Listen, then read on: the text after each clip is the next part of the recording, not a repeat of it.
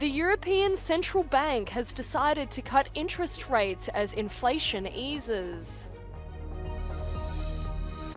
The European Union's top diplomat is in Lebanon to discuss the situation in Gaza and how to go about reaching peace. A 100-meter-long bridge partially collapsed into the Elbe River in the city of Dresden.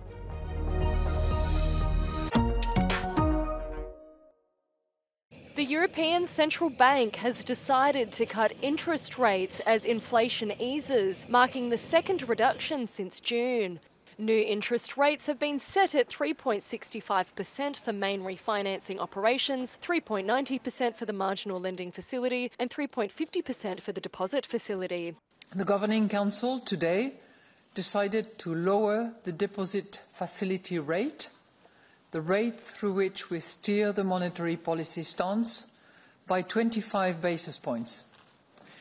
Based on our updated assessment of the inflation outlook, the dynamics of underlying inflation and the strength of monetary policy transmission, it is now appropriate to take another step in moderating the degree of monetary policy restriction. The move has been widely anticipated by market participants. The decision comes as inflation cools, with Eurozone consumer price growth slowing to 2.2% in August.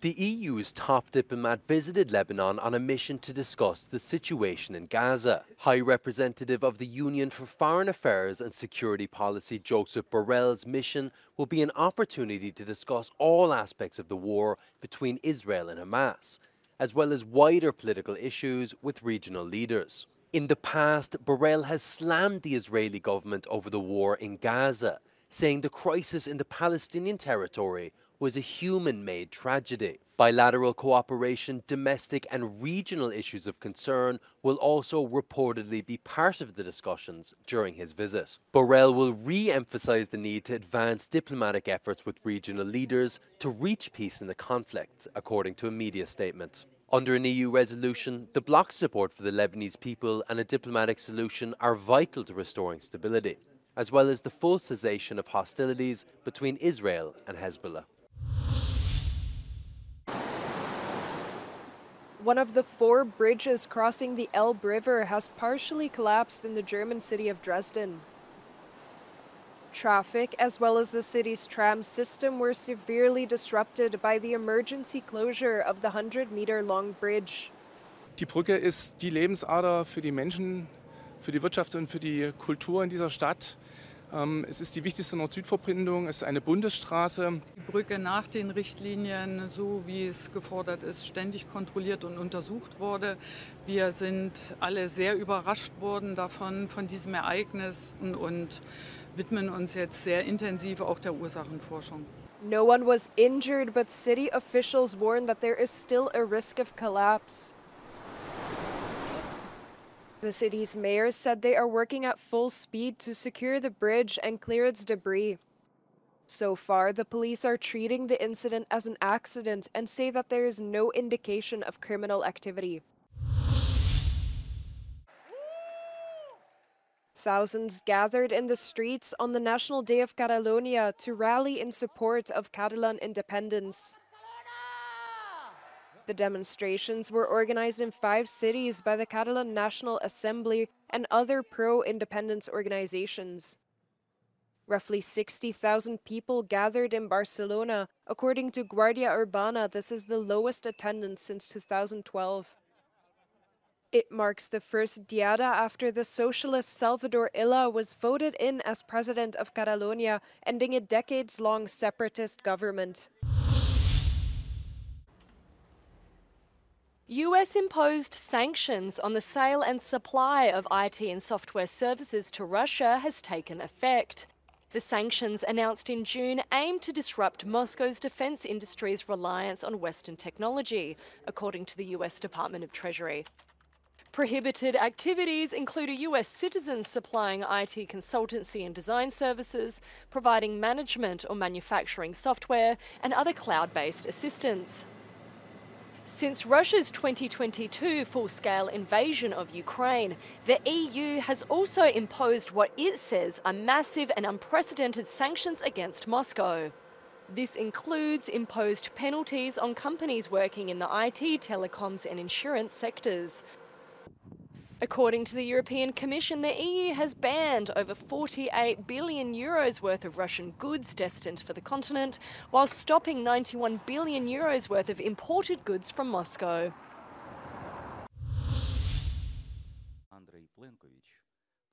Ukrainian President Volodymyr Zelensky calls for maximum support from participants at the fourth summit of the Crimea platform.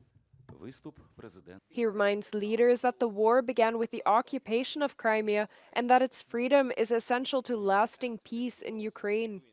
В тому числі завдяки Кримській платформі, завдяки всім нашим дипломатичним зусиллям, завдяки спротиву нашого народу, наших воїнів, абсолютно чітко примушуємо Росію до реальності, а саме до міжнародного права, до сили світової солідарності, а також до необхідності відновити для України повну справедливість і, зрештою, надійний мир для всієї нашої землі, для всіх наших. The summit was initiated by the Ukrainian president in 2021. It focuses on efforts to reclaim the Crimean Peninsula, which has been under Russian occupation since 2014. Zelensky stresses that Ukraine will not trade its land, nor will it abandon its people. The Ukrainian leader also unveiled a memorial in Kiev dedicated to the victims of the 1944 Crimean deportation.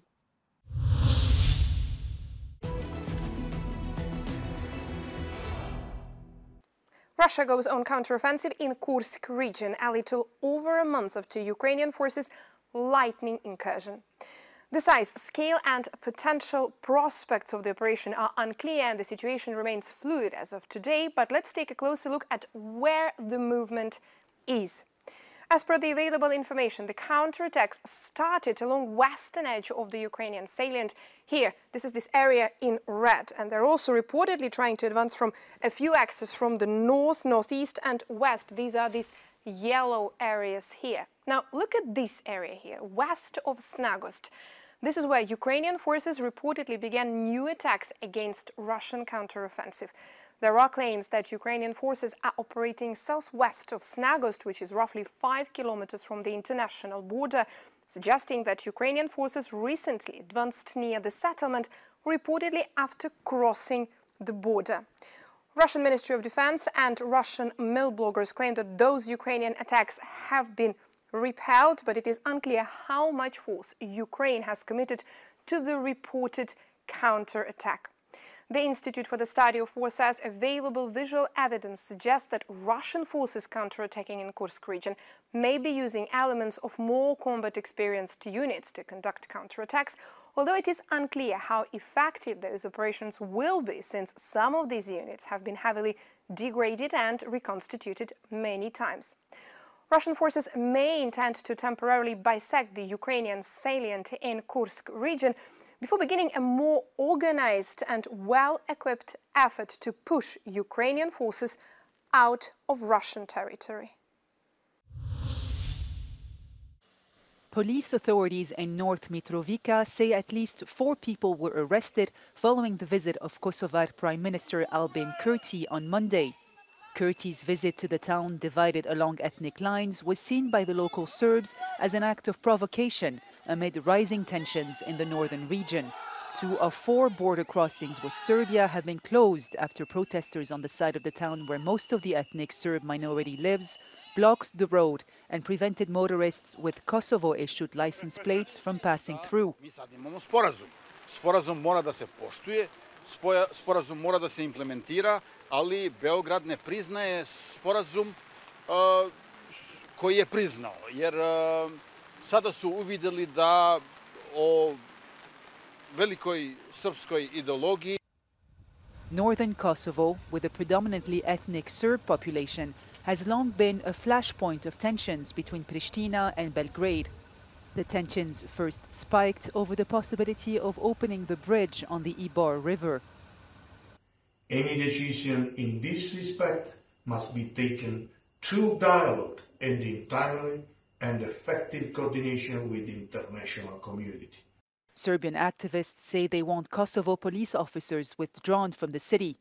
Some have also demanded that KFOR, the NATO-led peacekeeping force in Kosovo, assume control over the northern region. Serbian authorities say they will respond to Prime Minister Albin Kurti's actions, which they consider provocations, by Friday. But they have also said that they are ready to continue the dialogue in Brussels in the hope to join the EU bloc. Despite a 13-year-long dialogue, Kosovo-Serbia relations remain tense.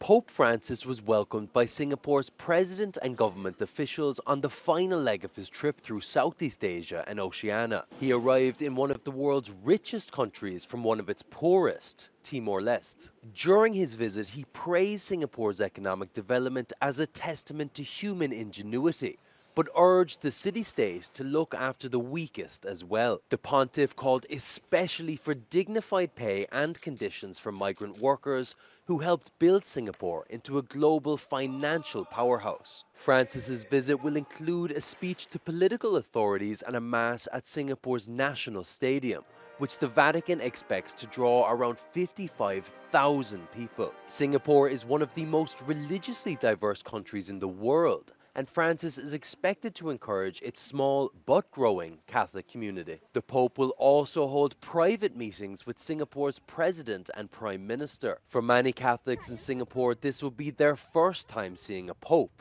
The last Pope to visit was John Paul II in 1986.